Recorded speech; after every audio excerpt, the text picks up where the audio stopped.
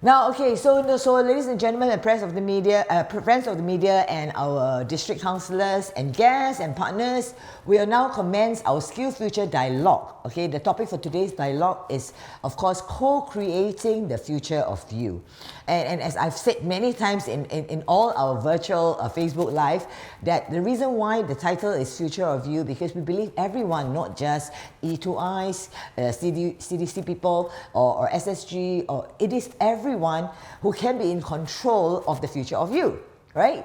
So our panelists for this SkillsFuture dialogue includes Minister Lawrence Wong, Ms. Lo Yan Ling, Ms. Denise Phua, Mr. Desmond Chu, Mr. Alex Yam, and Mr. Fahmi Aliman. Okay? To our distinguished guests, if you have any questions during the dialogue session, do drop it in the chat box and we'll do our best to address them as many as we can as the time will permit, right? To start off the SkillsFuture dialogue, may we then start inviting Minister to share first your thoughts on how jobs and skills have evolved in this new normal. Minister Wong, please. Thank you. Thanks very much, Irene. I think we all recognize that the nature of jobs is changing. And with COVID-19, the one major impetus or one major force that's driving many of these changes is technology. COVID-19 has really accelerated technological disruptions across many industries. What we feel mostest is this remote meetings, working from home, delivering everything online. So that's the most visible impact, where because of the inability to meet face-to-face, we are now seeing so many things done remotely, whether it's meetings, workplaces, or even deliveries to home. But technological disruption in the workplace is far more than just this idea of going online and having remote meetings, because the technology is truly disrupting and impacting industries in many other different ways. There are robotics, automation, artificial intelligence. All of these trends are coming together, and they will bring about tremendous change across industries everywhere. The idea, for example, of digital or virtual presence, I think is very real. Not just remote, but we can do things virtually from anywhere in the world. We've only seen a glimpse of it with COVID-19. But in the future, you may very well have people being able to beam holograms to speak to one another, right? Not just in an interface like that, but almost like virtual reality. You could have a surgeon that's operating remotely using a robot and being able to operate sophisticated surgical procedures in another location. So all of these are possibilities that will truly, I think, change the nature of work. What does it mean for skills training? Very often, when people hear and imagine these possibilities, I think many people get worried, and they worry that robots, machines will replace human beings. Then they start thinking, what should I do to be better today? Should I learn more programming? Should I learn more coding? Should I learn more IT? I think all of these are important skill sets. Yes, we certainly need to understand better technology so that we can work well with machines. But I would also say we don't have to worry too much about robots and machines replacing humans. I don't think that is likely to happen. And the other thing I would say is that we do not have to learn how to be better computers to beat the computer. It's impossible for us to learn how to beat the computer. We will never be able to do so. In fact, the way forward is for us to double down on our human strengths. And what are our human strengths? They are things that computers and robots will never be able to do. They include the ability to think creatively, to be able to have face-to-face conversations, to brainstorm, to exchange ideas, to challenge one another, and then to come up with better solutions as a team. These kinds of spontaneous social learning It's not something that machines will ever be able to do. And that's something that we as human beings can do better. And it's not to be taken for granted that these kinds of skill sets are natural and innate and everyone can do it well. We need to practice at it and we need to get better at it. So the ability to embrace these strengths and to develop greater soft skills besides the technical skills to cope with industry change, I think are also very important. So I hope that everyone listening to this forum and also Singaporeans at large thinking about the future of how industry will change will not get too overwhelmed. Don't get too afraid that we'll be facing some dystopian future where suddenly all the jobs will disappear. There will still be good jobs available, but we need to recognize that all of us can respond to this change by continuing this journey of lifelong learning, and the government will continue to provide you with full support to continue upgrading your skills throughout your lifetime in order to stay relevant and employable. Thank you. Thank you to Minister Wong, and indeed it is very consoling knowing that there are something that people like myself, creative minds, are still in need. And of course, I totally agree with you that brainstorming, emotional reaction and creatives are something that the robots and artificial intelligence cannot do even at this point of time. And also it is important to remember, guys, that these robots or the AI are created by us. So we are still in control. All right, and as we have earlier on heard from Mayor Loh in her opening, in her welcome address, she'd like to give the time over to other mayors to share their thoughts. All right, so let's hear from Mayor Denise Phua. Mayor Denise, can I just ask you, how has technology, digitalization changed the way we learn in this new normal, in your opinion? Well, I think, thank you, Irene, thank you, Minister, and my fellow colleagues.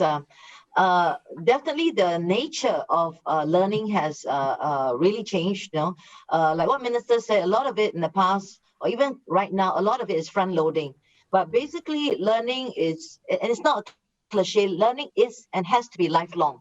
It doesn't stop at the normal age when we feel like formally we've left school, whether 18 or 21. But also at the same time, it also is not limited. We're not constrained to what we call the physical classroom. So all that has changed. In fact, they say it's anytime, anywhere, any place, anyone, in fact. Okay, and it has to be, it's not also teacher driven, because that will not make it. It has to be self-driven. And really this is the nature of learning. And this is why lifelong learning is so important. It has to go beyond a cliche. It cannot be left to chance.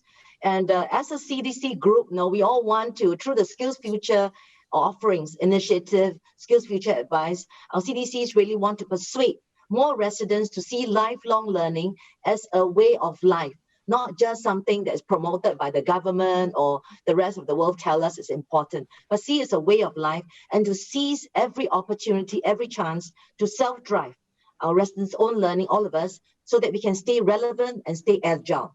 Because, technology has really changed our lives, our daily lives. Technology has changed our livelihood. And so it's really, if we don't want to be left behind, we have to take lifelong learning seriously. And that's why I think our CDCs and our partners are so anxious to make sure that no one gets left behind. And I think no other government has put in so much to ensure that this will not happen. So I just want to say that. And there are 20,000 courses in our SkillsFuture offerings, so many of which, so there's some process steps to take. We need to, we need to have the mindset that learning agility, we need to be agile in our learning. And that's actually the latest, what we call currency in the new economy, that as long as we're agile in our learning, that is a really good currency. And ministers mentioned the skills. We have some data coming in, information coming in from LinkedIn, 2020 findings, to say that there are two sets of skills. One is the hard skills, the what do you call it? Analytics, data analytics, cloud computing, business analytics, and so forth. Also, even in things like video making and so forth. But there's also this very important soft skills, like creativity, like learning to persuade other people, like being adaptable, like learning to collaborate online, for instance. These are skills that are upcoming and so important as well. And so there's just so much to learn. And I think our Skills Future offering has a whole process, go into the different websites that we have, or myskillsfuture.com, and just go through the process of knowing ourselves, identifying what needs and gaps we are, finding out what is it we want to achieve in learning, explore the options, and just do it. So very excited, and I really pray that everyone in Singapore, will really join us. No government has, I think no other government in the world has put so much focus and so much investment. So let's do it together. Thank you so much for a very passionate call out, Mayor Denise.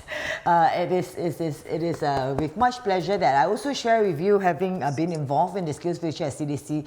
I would like our friends to know that, in fact, for all the workshops and all the courses, you have ranging from 1 hour workshops to 1 year courses. So there is something to suit everyone out of the 20 over 1,000 courses that all our partners have put together. So there's something for everyone, and like what Mayor Loh said earlier, you can use a Skills Future credit, and for the older people like myself, we've got extra money, we can do 2 or 3 courses, we can do taster courses, we can do 1 day workshop to upskill ourselves, and I'm spending it on data analytics, because before this whole COVID, I don't know what is data analytics. I just thought numbers is numbers, and because I fear mathematics, I fail mathematics and fear numbers, right? I just avoid. So after the COVID, I decided that I should confront my fear, and that is data analytics, okay? And then next year, I tell you what I learned. Okay, and next we have, and once again, congratulations to you, Mayor Desmond. Hello. Congratulations on your appointment. I would like to ask you. Thank you very much. I'd like to ask you, what changes happen in the economy and the evolutions of job roles from what you can see, because you meet the people all the time, right? And what kind of job advice would you have for fresh graduates and young job seekers? Yeah, thanks, Irene. Thank you for your well wishes. I spend part of my time with NTUC, so this is also the time whereby we see quite a fair bit of whether it's retrenchments, disruptions to income, and then you also need to see, you also are seeing workers having to make changes, whether within the industry or going into industries that they might not be familiar with.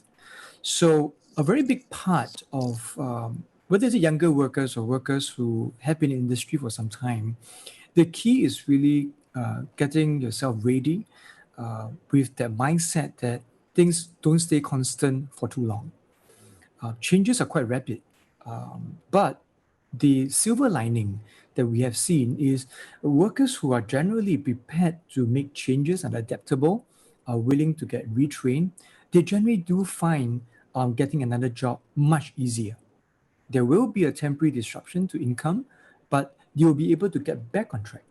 And there are quite a lot of programs, for example, like PCP, they have been quite useful to get people into a new career trajectory entirely. I spoke with quite a few younger Singaporeans. Usually their worries are, I studied this now, for example, aerospace aviation, and now this industry seems to be in very dire straits and for quite some time. So should I continue or should I pivot? Those are very valid questions, but you'll find that if you're an engineering student, you do have a lot of transferable skills. And you can pick up, whether it's a 3-6 months course to get yourself trained in another field that allows you to still use your training that you have in the tertiary institutions to pivot to another job. Or there are traineeship programs that are quite useful to let you explore a new industry, pick up some skills while riding out this COVID-19 period. So training is the key. Mindset is the enabler for you to make the transition. COVID-19 will come and you will be here and you will be gone. But it is this period of 12, 18 months that we should not waste. We should pick up new skills. It is certainly not an easy process for anyone who has been in a job for 30 years to say that go pick up something new. But I think that this is where SSG, the CDCs, and the government is trying to do. We want to partner you in this very difficult process. And while you are trying to get yourself retrained, there will be certain financial support that will be given to you to stabilize your family situation. So we want to emerge from COVID not only just stronger, but also better prepared for whatever crisis that may come to us after COVID-19. So that's a little bit of my takeaway, Irene. Thank you so much, Mayor Desmond Chu. And may I just add that as SME myself, we are very excited about the traineeship program because as the company pivot to more online events, we do need more like graduates from media and infocom, students from editing and media productions, video production. So, but at this time, we all have to tighten our belt. So it is such a relief to know that we can actually hire these traineeship students, graduates, to relieve my existing staff who is like one person doing 3 jobs. You know, last night we just finished and this morning we're here, that kind of thing. So having the traineeship students come in to help and learn is very, very, very, very, very helpful for our sanity. Yeah.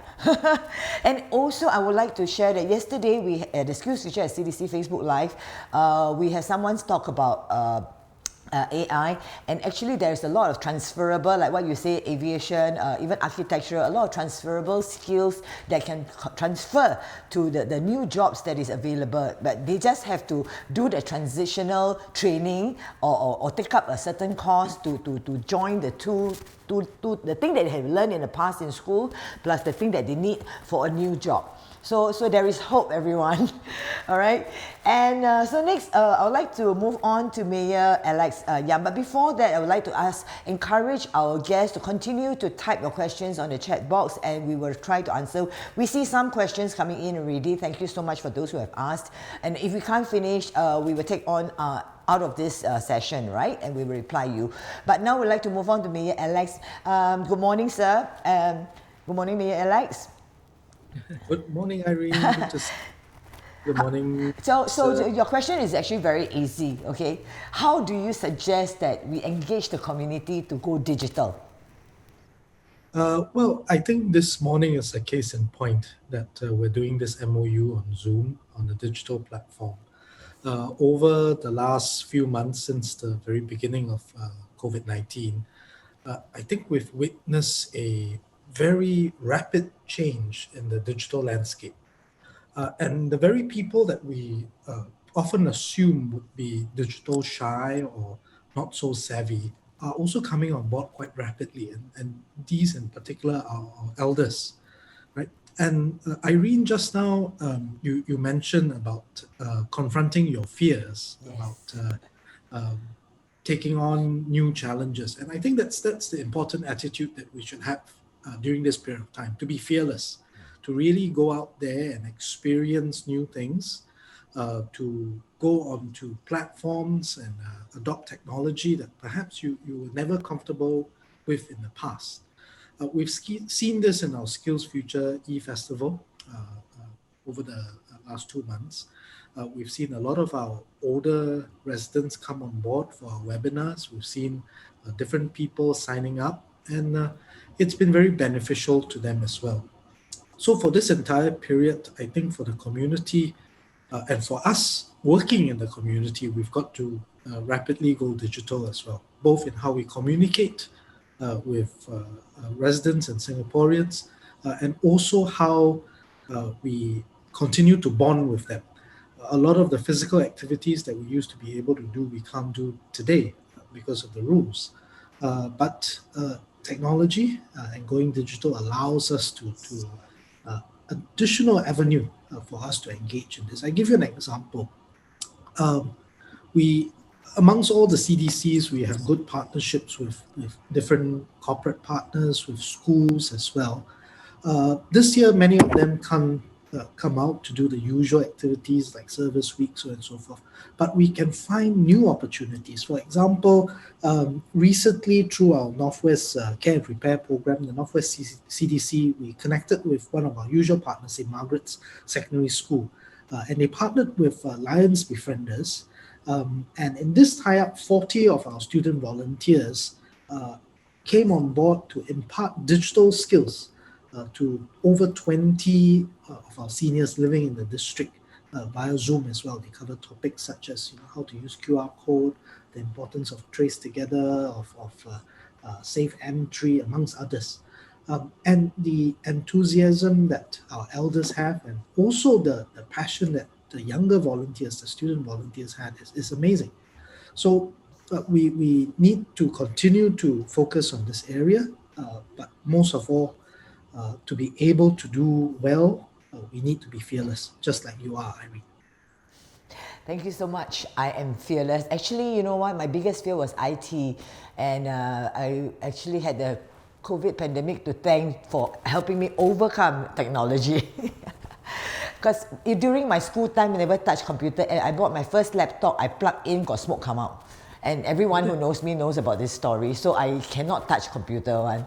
But at home, I have to talk to my staff. I have to talk to my client. I have no choice. So I indirectly thank this situation for helping me overcome. So now I would like to learn data analytics, because like it's so useful and it's so important in today's context to know how my business run and how my clients are doing. And even with the Facebook Live, what is the engagement? How are people reacting? How many people like what time do we do this Facebook Live? All these analytics, I don't know. People provide me with the advice, and I don't like to ask people. I like to analyze myself. So thank you so much, Mayor Yang, for sharing with us. And now we move on to Mayor Fahmi. Hello, Mayor Fahmi. Good morning. Hi, good morning. Yes. Good to see you.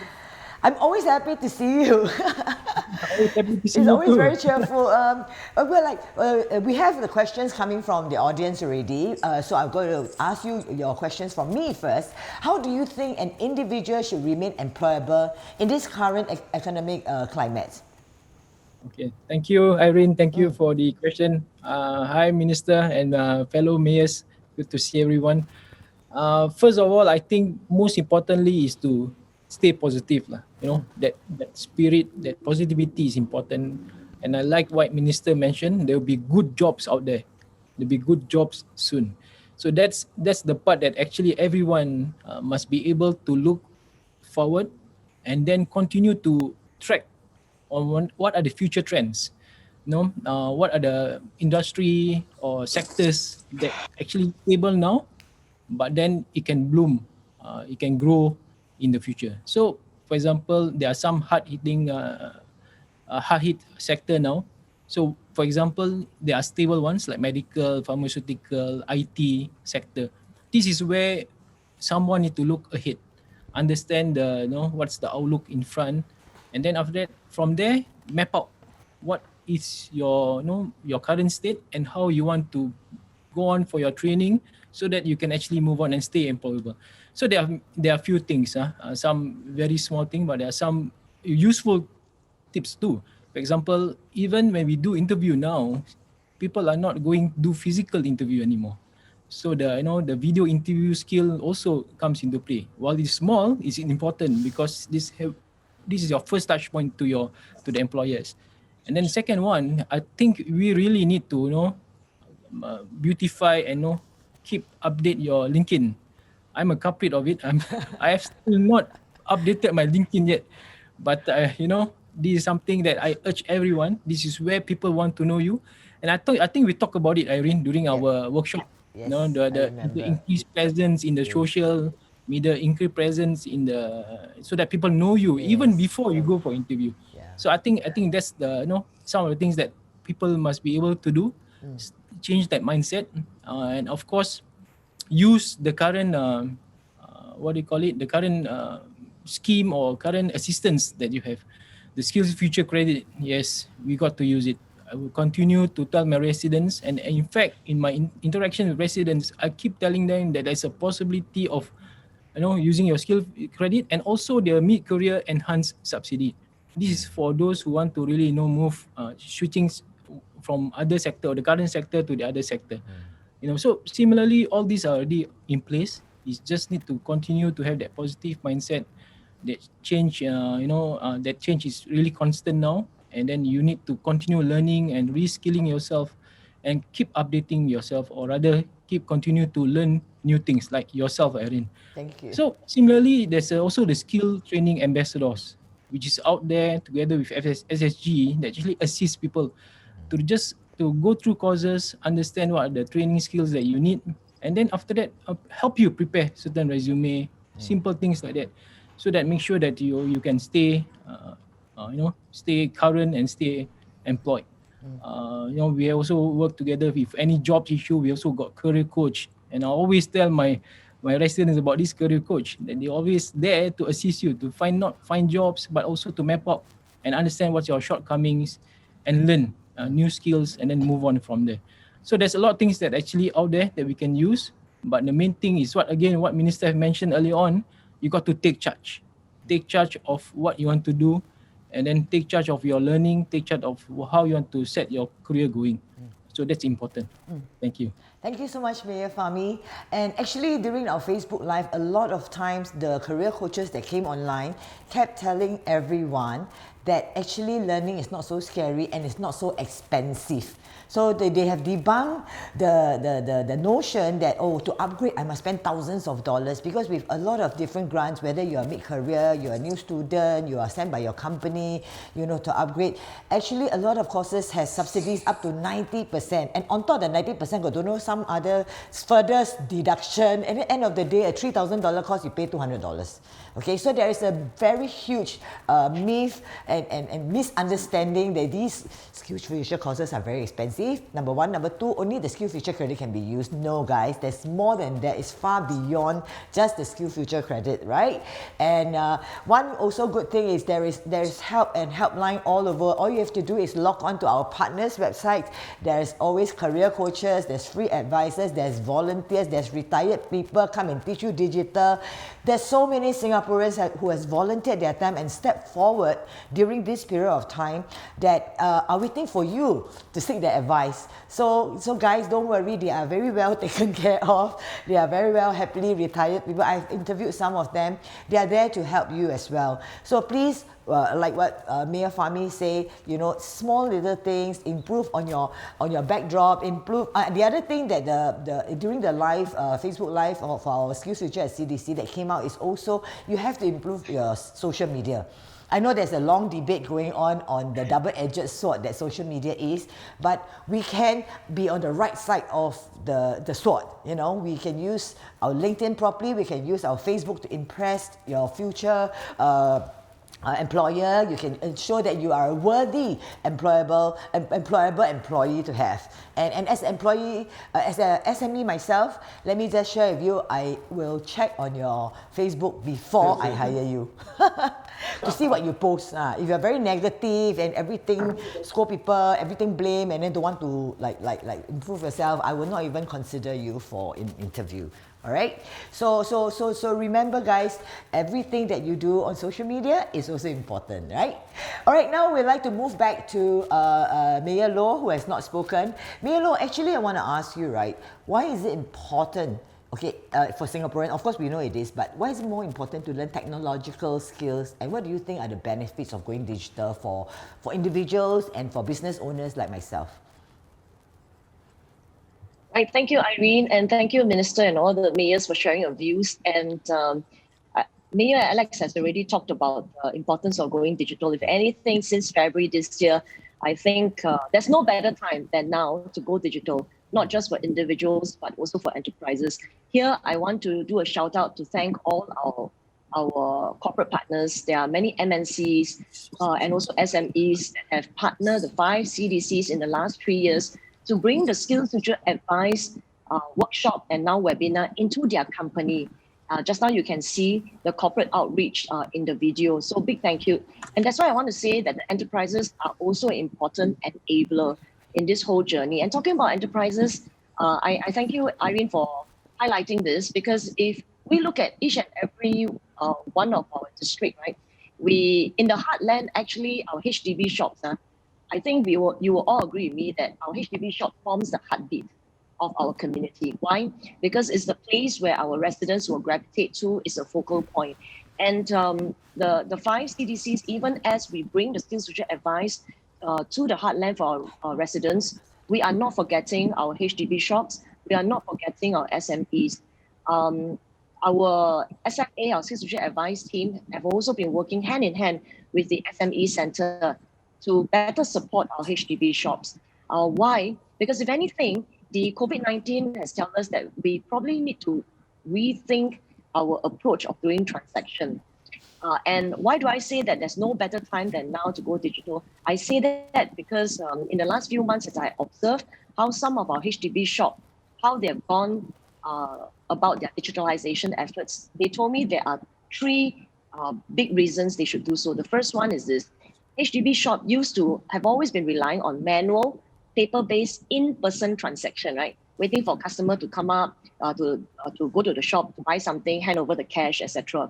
But if anything, COVID-19 tells us that we need to rethink the manual, paper-based, and in-person transaction. So going digital will help address this, first point. The second thing, HDB shop owners also tell me, in the past, they have always relied on physical footfall, the customers to step into the shop. But if anything, from April onwards, because of circuit breaker, when they cannot open up the shop, actually, it's the HDB shop that have started their digital journey in the last 2 years. They have been riding the digital wave and benefiting from it. And I have many proof points and successful examples of how this HDB shop have actually increased their business because of their presence in the social media, in the virtual world. They have leveraged on digitalization to help to sell to customers who are living in other parts of Singapore and they are not able to go to the shop to purchase the goods and services. And the third one is related to succession planning. Now, I have this example. In Bukit Gombak, I have a dry market. And this dry market has, of course, fishmonger, butcher, etc. And this gentleman called Mr. Goh Tiam Tsui, he also happened to be my Bukit Gombak Trader Association president now. He runs a very big, he combined the two stores of his fish monger store. It's called Sin Tsui Mini Mart.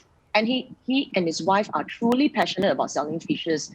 You can ask him about pomfret, karupa, etc. He will tell you which are the fresh type of fish from where, etc., etc. And 2 years ago, he told me that he's very troubled because he really feels a lot of passion in his trade, but he had a hard time convincing his son, helping him or even succeeding him. But you know what? Since then, actually, we connected him with SkillsFuture Advice team and also the business advisor in SME Center. And he started his journey on digitalization. And he set up a website and also app that's called Thankfully Fresh. And the Thankfully Fresh is not the THANK, it's the fish tank that tank. If you check, it's actually, you can find this app, Thankfully Fresh, TANK, Thankfully Fresh. Why is it called Thankfully Fresh? Because if you order a garupa or pomfret, it will come in a box full of ice, very, very fresh. Just like what you will get if you go to his stall in the dry market.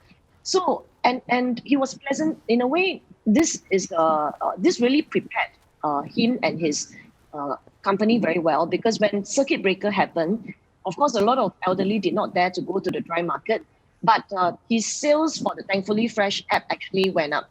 And it also helps him to do inventory management for stock tracking. And he told me that his revenue has actually increased by more than 30% this few months.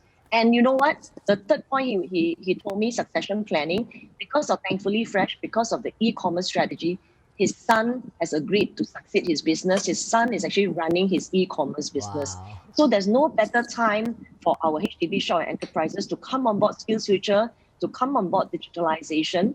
The first reason, to do away with the manual paper-based in-person transaction. Second reason, to grow your presence in e-commerce so that you can get customers, anywhere else who actually order your products and services via e-commerce. The third one, you really have a better chance at convincing your immediate family to consider succeeding your business and growing your business. And I have another for Mr. Goh Tiam Tsui.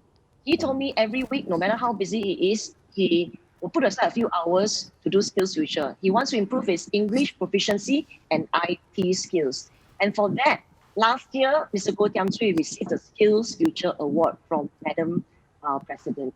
Wow, that's so encouraging. Actually, you know, the whole period, the past few months, I hear a lot of stories of old hawkers, old business people very heartened because the children can come in now to help them digitally. So the succession plans are better. They are more interested in taking over the parents' shop, whether it's a restaurant or hawker store. I've been buying a lot from people who write to me on Instagram. Okay, private message me, say, Irene, can you support my mom's ngoh hiang? Can you support my kway teow noodles? You know, so now we're seeing family getting closer because of this digitization. So that's great. We have the questions coming in already, and now let's take on some questions. The first one is from Miss Jenny Wee, Southwest CDC Council. He's asking Minister Wong, what are some of the areas that we as a community can do more to support skills training? Well, thanks, Jenny, for the question. There are so many things that the community can do because what we are trying to encourage is this whole, nationwide culture of continued learning, as you heard just now from all the mayors. And getting mindset change and cultural change is not easy. It doesn't happen just because the government tells you or because there is a new campaign or because we have SkillsFuture. It happens best, in fact, when you hear from your friends and your relatives and your family members, Yes. right? That's when peer-to-peer, the message goes out and then people start to say, hey, maybe I can do it too. If you can do it, maybe I also can learn IT. I also can learn a new language, improve my English or Mandarin or mother tongue. And then you start to bring about mindset change. So what we are trying to do in the government is provide the infrastructure, the causes, the credits, the supporting environment.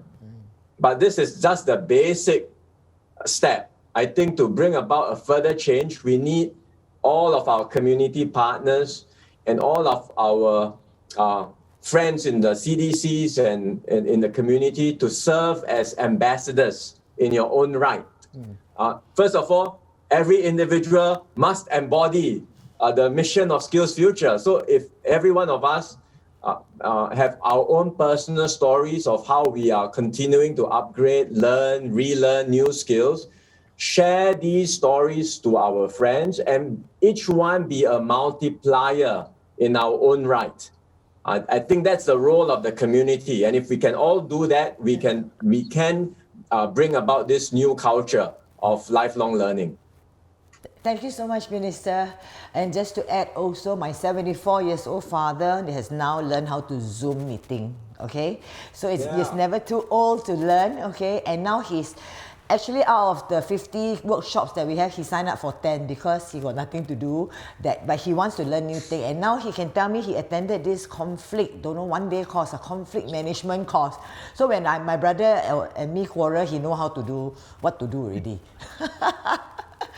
All right, we have another question now for Mayor Denise. Mayor Denise, the question for you is, what are some skills Singaporeans need to develop in, are they all tech-related or other than tech-related? I think, thanks, Irene. Thanks for this question as well. I think most of us feel like the jobs of the future, everything has to have to do with technology. So that's why the main words you hear today are data analytics, cybersecurity, and so forth. Yep. But I feel that there are also other emerging, or in fact, sectors that are actually growing. Areas like in elder care, in healthcare, in, for example, disability care. And so there's quite a lot of that, and in logistics, warehousing as well, certain things. So there are jobs that are not necessarily just has this tech sounding name. And these are jobs that I think will use some form of technology in the communication platform and so forth. But a lot of it also has to do with the whole process of care, the models and so forth. So I believe that there are quite a number of jobs that are that way. So that will be some areas that, and there's data actually to show what are, even in the LinkedIn report I mentioned and in some other reports as well, there is information to show what are actually the not sunset, but sunrise industries, and not all of them are purely tech heavy. Yes. So, but technology, of course, the platform using cashless payment, using Zooms and so forth. Of course, some of the basics we need to learn. So I feel that somebody mentioned, don't fear, or was it Alex? I think that let's really understand ourselves better. The process starts with understanding ourselves. If you're one person that's forever fearful of just the computer, then you start small, start where you are. So I think the key is really to understand ourselves. What is our strength? What is our talent, our gifting? What is our passion as well? And then also then match it with what the future, or what jobs of the future or workforce of the future need to have. So there's a process to do it. So I would repeat what Mayor Alex has mentioned. Do not fear, but take the first step so that we will not be irrelevant. We take that first step and to make sure that, we will work for as long as we want to, not until our employer or somebody wants to terminate us. So that's something that I would really encourage. And this is what the entire SkillsFuture Advice initiative is all about. That each of us, government will facilitate, all the CDCs try our very best to persuade. But each one of us, including ourselves, have to take that first step and have to know that actually this is really, really important.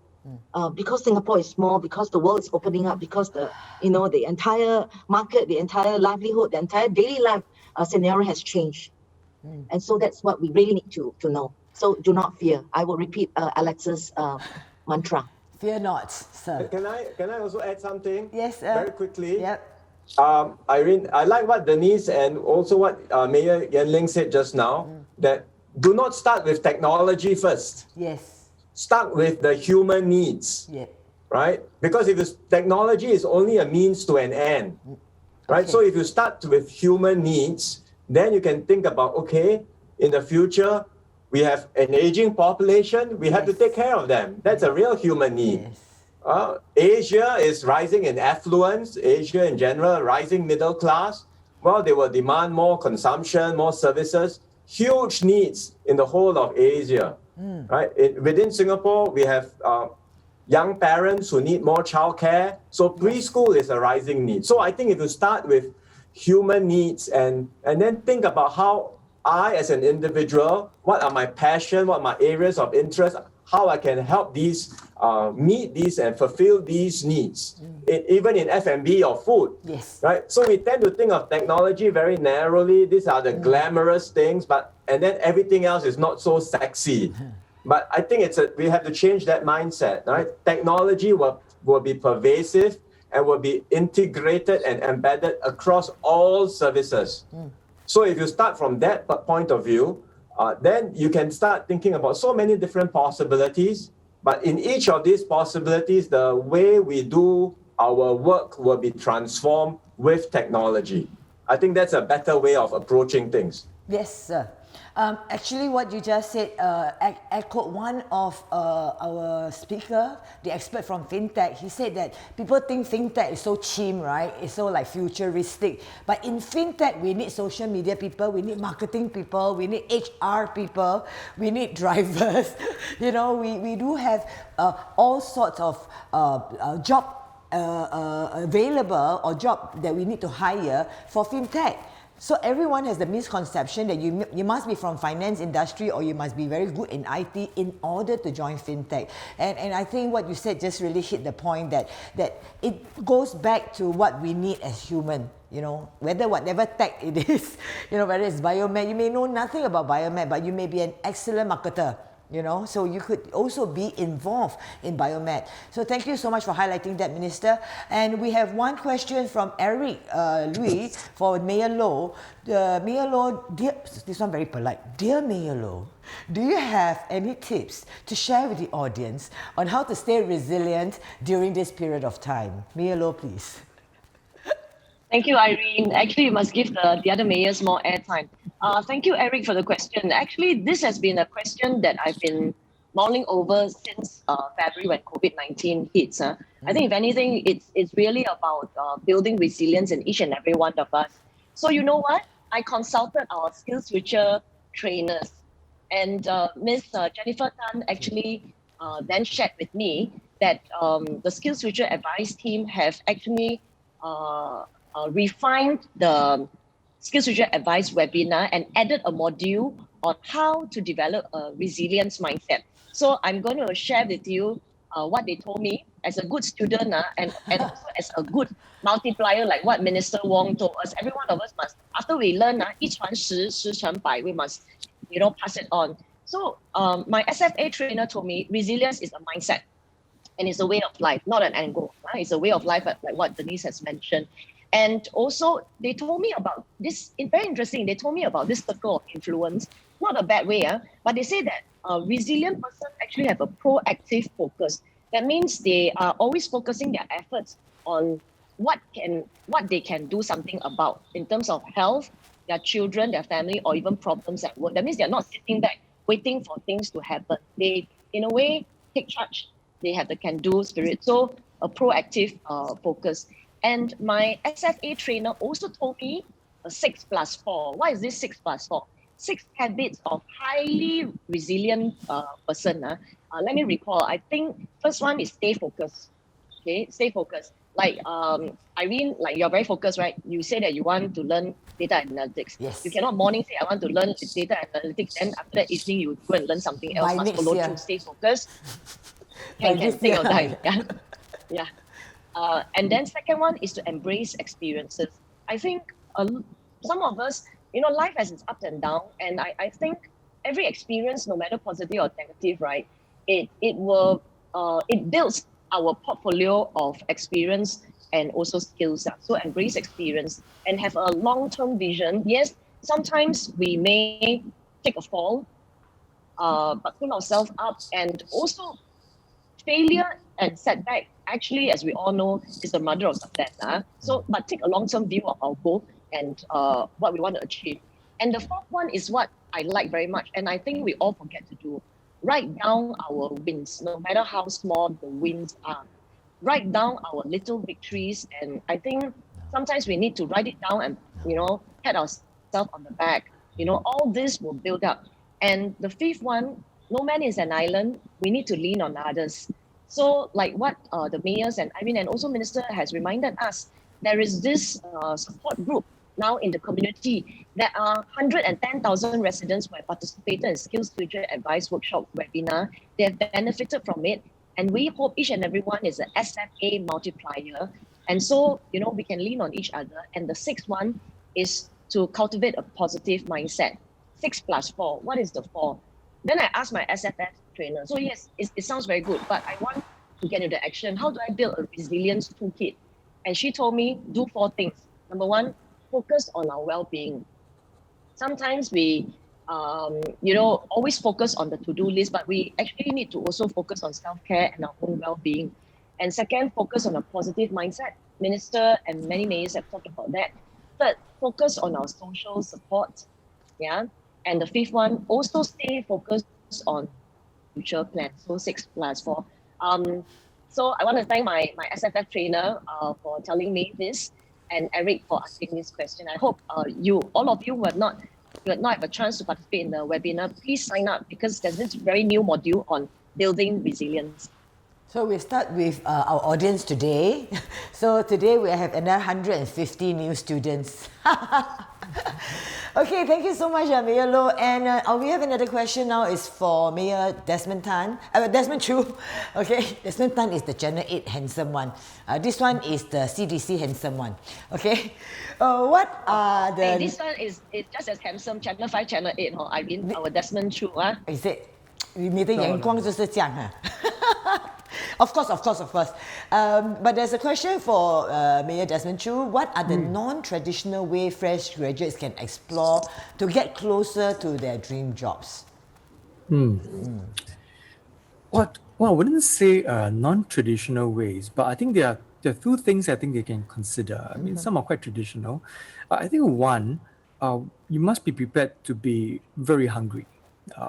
So just to recall, one of my friends running a private equity firm, hiring is very slow now. So they literally don't take people unless there's a replacement. But he has a couple of younger graduates who wrote to him and said that I will work for you for free for 3 to 6 months. Wow. And if you think I'm worth it, you extend me. But if you don't, I don't take a single cent. And he was so impressed, he took the two of them and eventually he paid them in full after the 3 months, and now they're full-time employees. Wow. So I think this is where you create opportunities. You find a firm that you're interested in, a field that you think that you need someone to take a shot on you, and you go try it out. I think that kind of the passion and that the eagerness to learn can impress many of the bosses to give you a chance that otherwise it might not have been even advertised on any of the job portals. And the other one is prepared to go lateral. You don't necessarily have to deepen wherever that you go, in particular field of study. You can pick up skills in lateral industries. For example, if you're engineering guy and you've been trained in that, I really do think that it's worthwhile to spend a stint in whether is it the social sector or is it the marketing sector, because it just opens up your mind to new possibilities when you go back to your own field. Because the world has changed quite a fair bit.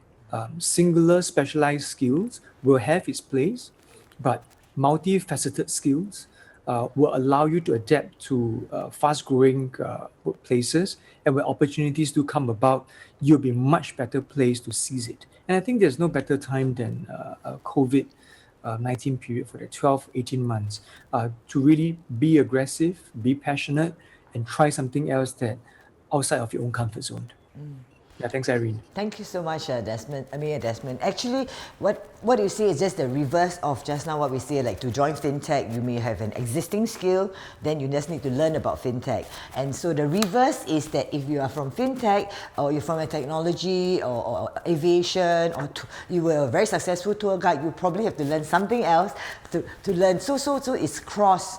You know, you learn a new skill or you have already had a skill, you learn something else, and it helps you be more employable. I think this whole thing that we're trying to do in CDC is to make everyone more employable, you know, and you are as employable as the skill sets that you have. Okay, so everyone go forth. Sorry? Yes. Irene, Yeah. I'm very sorry to interject. This program is also possible because of the hard work by our wonderful friends from SSG and E2I. Yes. At this juncture, can I invite the CEO of SSG, Sachin, and later on the CEO of E2I, Gilbert, just to say a few words as well? Yeah. Because I'm quite sure they have a lot of insights and experience to share with us, especially during this COVID-19 period. Okay. Yes. Over to you, sir. All right, thanks, Irene.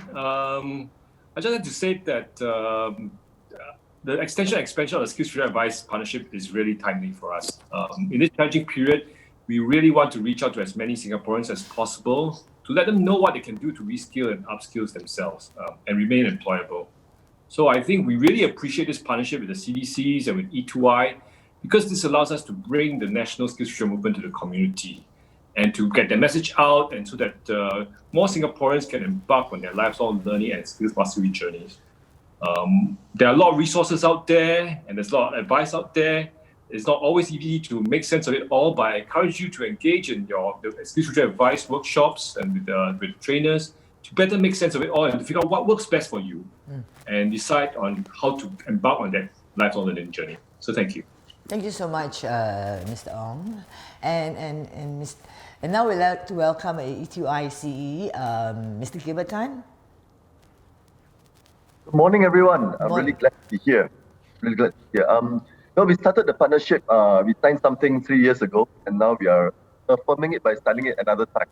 Not just once, but twice. And it's because the partnership brings together various people with various strengths. CDCs and the people associated with your touch on the ground and the ability to implement things. SkillsFuture Singapore with the resources and the CET framework to make sure that we can all upgrade ourselves. Of course, that's why we bring in our expertise in career guidance, skills advisory, as well as the job matching. So with this partnership, we've actually given birth to more than 30 SkillsFuture advisors on the ground that have brought events, brought workshops and webinars to everyone else. And with this renewed partnership, I hope that we can bring the program bigger, broader, and deeper. Broader to reach out to even more people, deeper to bring even more substance and content to our residents. So hopefully, whether you are in a breast listening in, whether you are in the beginning of your lifelong journey of skills mastery, whether you're at the beginning to understand lifelong learning, or if you're an advanced skill training participant, there is something for everyone because of this strength and synergy of this partnership. So look forward to hit the ground running. Glad that this energy all around, and hope we grow on each other's energy, multiply each other, and bring benefit to our community out there. Thank you very much. Thank you so much, Mr. Gilbert Tan. And also thank you so much to your team from E2I that we have been working with for the past 1 month for the SkillsFuture at CDC. They work round the clock. These guys don't sleep just to bring forth the entire month of our campaign and our projects, okay? And thank you so much. And before we round off and take our very monumental group picture, all right, we'd also like to remind our audience in a short while, we will need you to turn on your camera. We'd like to take a group picture. We have up to about 120 over of us together. We'd like to take this enormous group photo. Since we don't have the physical event that you can have a photographer stand behind, okay, we will need a little bit of time. But before that, we'd like to ask our panelists to have each have a closing statement to share with the audience. Maybe starting with Minister Wong, would you like to make a last statement? Yeah, thank you, sir. All I would say is, I think we've spent a lot of time talking about the importance of SkillsFuture. Understandably, a lot of the interest in training today is about being more employable and getting a better job, either now or in the future. But I would just like to put to all of you that really SkillsFuture is even more important than that. It's really about how each one of us can be a better human being. It's about, achieving our full potential, being a better person as a husband or wife, being a better father or mother to our children, just achieving better results in everything. And in order to do that, we must continue to have that mindset of growth, that mindset of adaptability and flexibility, and that mindset of wanting to do better in everything we do. And I think if we have that sort of a cultural mindset, we will be able to achieve more fulfilling lives for ourselves, and we can be a better society in Singapore too. Totally agree, and thank you so much, Minister Wong. And next, we would like to invite Mayor Loh to do a summation. I will do a short one as well. And actually, on behalf of this one, I will say as a chairman of the mayor, just to remember that come what may, the CDC is here to support you in your learning and development journey, upskilling and reskilling during this difficult period through our ABC mission. A is to aggregate the resources of the partners to connect you to to really help you with your learning and development journey. B is also to build a capability, but at the same time to build that community of self-directed learners within each of the district. And then C is really to connect each and every one of you and your family member as and when you are interested in the SkillsFuture advice, etc., to channel and connect you to the resources to support you in your journey of lifelong learning. So I think really focus on being positive and have a growth mindset. Yeah. Thank you so much, Chairman of Mayor Loh. And next, we would like to invite Mayor Denise Phua from Central CDC. Okay, just 2 lines. Number 1, the CDCs are determined to invest and work with more training partners to create even more learning opportunities for our residents to improve their lives, to improve your lives and livelihoods. And so I have 3 words to leave behind, which is seize for our residents, seize the day, carpe diem. Thank you so much, Mayor Denise Phua, for the seize the day. Okay, we will all seize the day. And now we'd like to invite Mayor Alex Yam to share with us his thoughts. Thank you once again. As I mentioned earlier, during this crisis, there are a lot of things that impact us. But simply put, let's all be fearless, because fear can mean one of 2 things. Either we fear everything and just run away, or we can face everything and rise up. So the CDCs are here for you. We are here to support you, and we hope that together we can all be fearless. Thank you so much. Seize the day, be fearless. I think we can form a sentence after this. Okay, over to you, Mayor Desmond Chew. Hi. There is a lot of joy and inherent value in learning. There's also a lot of employment value in learning. But no matter which part of the process you're in, the CDCs and the agencies, SSG, will always walk this journey with you. So thank you very much. Thank you so much. Seize the day, fear not. We will always walk this journey with you. Next, we have. Alone. You never walk alone, okay. But then you must remember the ABC, you know. First you learn ABC, then you seize the day, then, what's the third one? Fearless. Fearless, fear not. And you never walk alone. And let's see how we round off with Mayor Fahmi. Okay.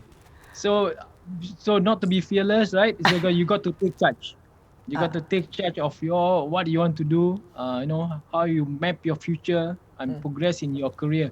So we in CDC will support you in your planning, in helping you to take charge again on things that you want you are interested in, and then help you to stay employable throughout and have a good life. Thank you so much, Mayor Fahmi. So remember your ABC, seize the day, carpe diem, fear not, we will never walk alone, and we will take charge with you. Thank you so much, Mayors.